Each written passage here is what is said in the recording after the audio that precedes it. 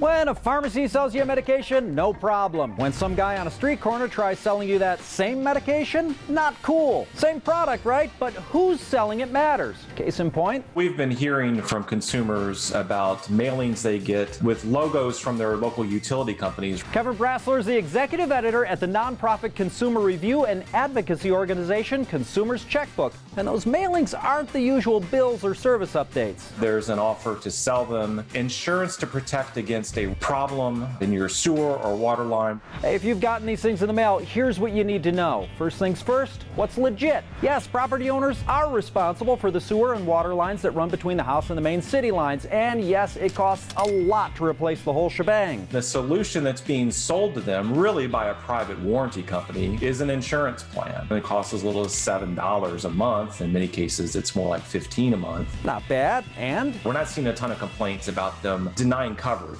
Wait, so they collect relatively low premiums and actually pay out if you have one of these high-cost events. So what's the problem? Few things. Problem one is that they're hyping the risk. The chances of you having a catastrophic failure, of you having to replace your entire sewer or water line, is far less than 1% a year. Less than 1%, but that's not what they imply. Because consumers get these letters under the letterhead and the logos from their local utility companies or their local governments, they think that there's an imminent problem here. Because why else are they warning me about this? Problem two, they're hyping the expense. In one marketing scheme we looked at, they were worrying about costs that might be $20,000 or more. That's a scary number, but the average claim that they had to pay was very low. Usually, $600, $500 or less. That's not something you typically would buy an insurance policy to cover. And the last problem's just kind of slimy. Why are public entities hawking insurance? Cities are helping to sell these plans in exchange for a cut of the premiums. And typically the cut is 15 to 25%. It's a lot. And these third-party warranty companies are still making money. The fact that the cities or the utilities get so much of this money speaks to how overpriced the plans themselves are. Hey, there may be individual situations that make this a good deal, like a bunch of trees, a harsh climate, or just a really old home. But overall, they're taking advantage of consumers. Flushing the confusion around sewer line warranties is what's the deal.